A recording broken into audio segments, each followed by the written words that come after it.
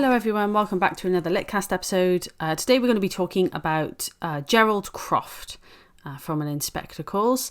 One of the more perhaps arguably nuanced characters, or one that certainly gets discussion going, I find, in the classroom.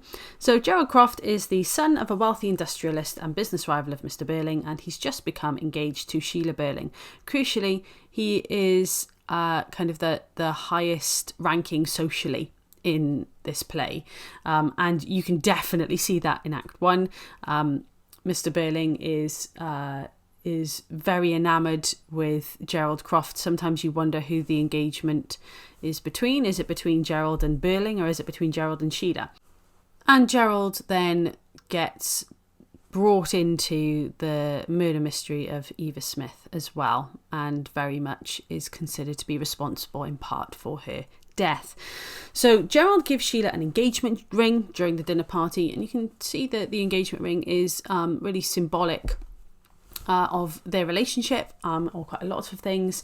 It's expensive, it's shiny, and really kind of a superficial plaster that's put on this relationship that already has a little bit of tension in it. So right at the start of Act 1 he says, wouldn't dream of it, in fact I insist upon being one of the family now. I've been trying long enough, haven't I? And then Sheila doesn't reply, and he says with more insistence, haven't I? You know I have. So there is obviously some sort of tension there, and you know, Sheila mentions very early on that he was away for a summer, and he barely looked at her, he barely touched her. So it's certainly not a perfect relationship, and it's certainly not a relationship that perhaps you would expect to be kind of in this state at an engagement party. So that again kind of sets the groundwork really for some later tension.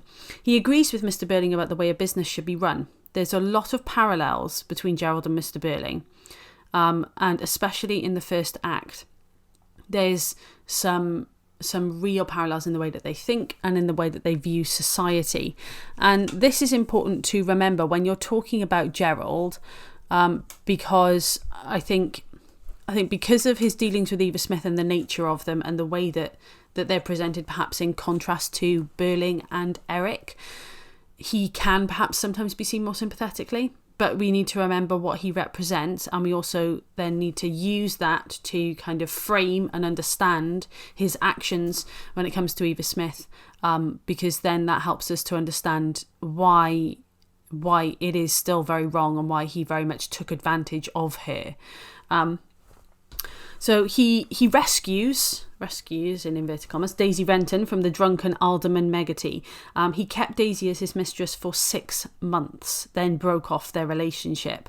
He finds out that a police sergeant has never heard of an Inspector Gore, so he's the one that kind of rings and instigates those investigations. Again, it's really important there that he is concerned about that rather than what he has done. A stark contrast to Sheila and even Eric. Even though Eric is technically really the only one who's committed an actual crime, it's really stark the difference between the older Burlings and Gerald, and then Sheila and Eric as the newer generation, in the way that they act and reflect on their actions. So then he telephones the infirmary as well and learns that no girl died that day. So that's how he takes action in order to exonerate himself rather than to really reflect on his actions and become a better person, which again, it very much contrasts with what Inspector Gore wants him to do. He's described as an attractive chap about 30, rather too manly to be a dandy, but very much the easy, well-bred man about town. And he is an aristocrat, so his parents are a lord and lady. He's not as willing as Sheila to admit his part in the girl's death to the inspector, and he does initially pretend he never knew her. So again, it's this idea that is he like Burling, wanting to protect his own interests? Well, it certainly seems so, and those parallels are really strong. He did seem to have some genuine feeling for Daisy Renton. He is moved when he hears of her death, and he tells Inspector Gore that he arranged for her to live in his friend's flat because he says, because I felt sorry for her, or I was sorry for her. She became his mistress because she was young and pretty and warm-hearted and intensely grateful. It's that bit at the end that's particularly important there when you think about the basis that perhaps a healthy relationship should be built on, shouldn't really be built on someone owing someone else. Despite this, in Act 3, he tries to come up with as much evidence as possible to prove that the inspector is a fake, because that would get him off the hook. So, like I said, he's the one who takes action. He confirms the local force has no officer by the name of Gould. He works out it may have been multiple girls and multiple photographs. And he throws all of his energies into protecting himself rather than changing himself, which is completely the opposite to Sheila. And he has not changed at the end of the play. So what's interesting, if you think of, again, the symbolism of the ring, a ring as a circle, it's kind of, it's not ending, it's constant. And that kind of represents Gerald's attitude here. And the fact that Sheila is unsure to take back that ring and then rejects that ring tells us that she wants to break that cycle, that she doesn't want to be part of that kind of never-ending attitude of superiority. So Gerald really represents male attitudes to women, that this sense of authority. So he chose the ring. Remember, Sheila says, "Is it the one you wanted me to have?" Women were expected to do their husband's bidding, and this was very kind of normal socially at the time. He does try to give the ring back to her, and he just expects her to take it. He doesn't understand how what has happened might affect the way that Sheila thinks. He also represents the hypocrisy of upper class men. There's outward respectability, but his actions are far from respectable. He's polite and supports his host, but underneath there is another side to him. This side that has taken in a girl and then thinks it's okay to have this relationship with her. And bearing in mind he's in this relationship with Sheila at the same time. He represents class snobbery. So his parents didn't attend the party, the Birlings party, and there is a hint there that they think Sheila's not good enough for him, and that shows that there's snobbery even within these middle and upper classes. They're still not accepting of people who kind of make their money in a different way. So if the Crofts are a lord and lady, it's likely they've inherited money. And of course they do have a business, but their titles tell us that they're part of old money. They're also kind of part of these old wealthy families, and their business is much bigger than Birlings as well. Whereas Birlings kind of risen up and made his money in a different way. So that snobbery is there. And he also represents the way upper class men took advantage of lower class women and treated them as entertainment. He's with her for 6 months and then breaks it off. And that doesn't really mean anything to him. He had fun. Sure, he had a few feelings, but he had fun and he's done now. That's it. Whereas for Eva Smith, Daisy Renton, that is life-changing for her because she was relying so much on him. Like Birling, Gerald refuses to accept most responsibility, and he's concerned with his own status and reputation. Remember, in Act 1, Birling talks about the idea of scandal and being worried about scandal.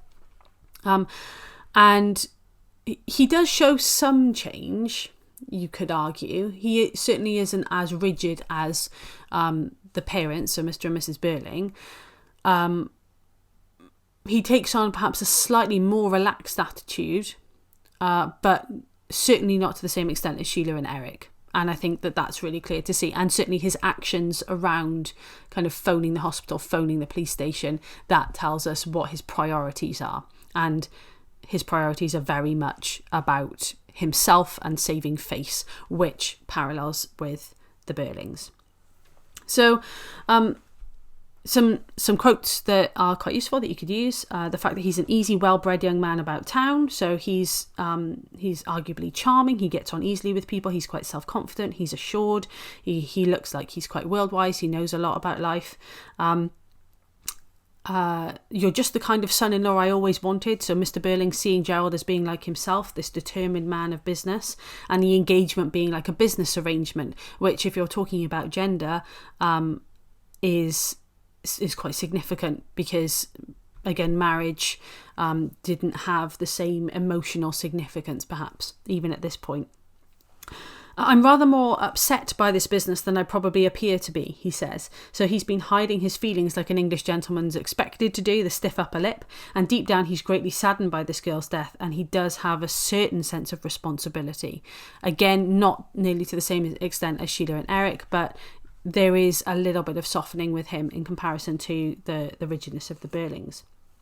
Gerald is not a member of the family, but he is linked closely to them, and he is a very complex character. So his sensitive nature is shown in the way that he produces the engagement ring, the fact that he's quite sensitive about the death of Daisy Renton, Eva Smith, and the kind of way that he asks Sheila at the end of the play in terms of her coming back and returning the ring. And his admission of his relationship with Daisy does actually impress Sheila, who admits, "I rather respect you more than I've ever done before."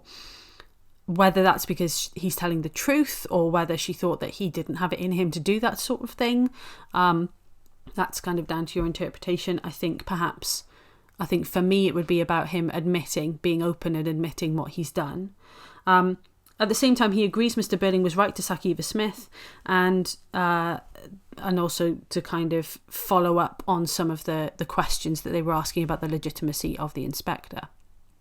And I think what is really important here is looking at Gerald as a whole. If you just look at his interactions and his interrogation, you could look at him quite sympathetically, but then his actions in Act 3 tell us really what his priorities are. You know, people say that in difficult times, that's when you see people's true intentions, and he's all about culpability, and he's all about making sure that he can get away with this.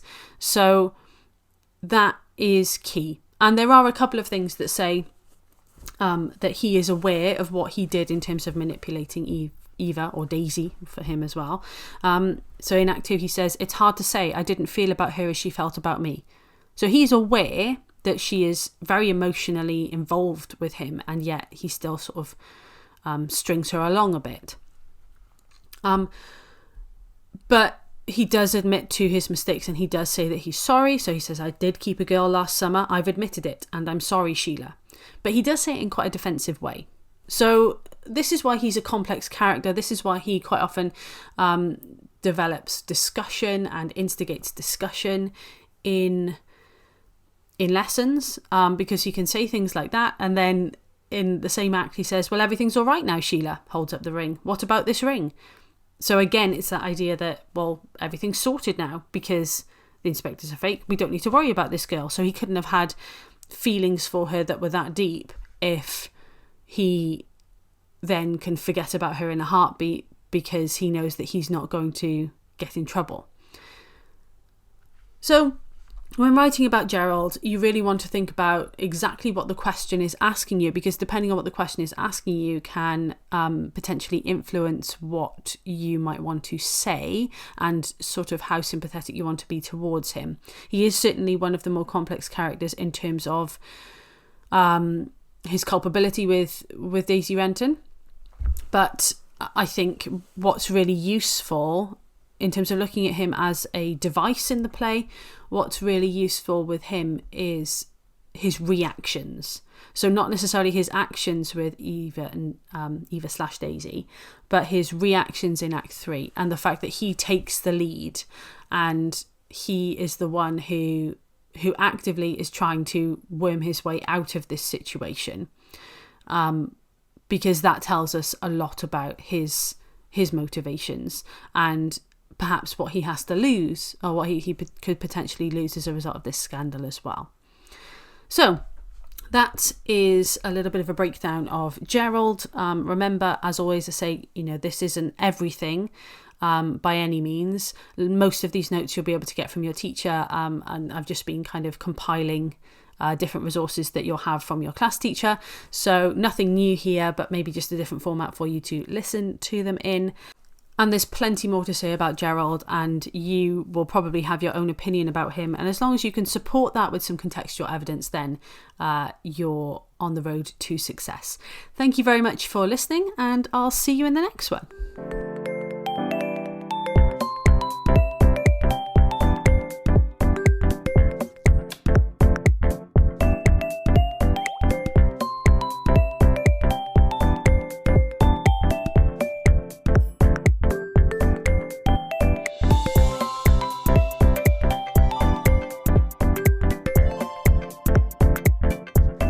of the music used in this podcast is by Ixon. You can find these and all the other amazing tracks that he does on SoundCloud.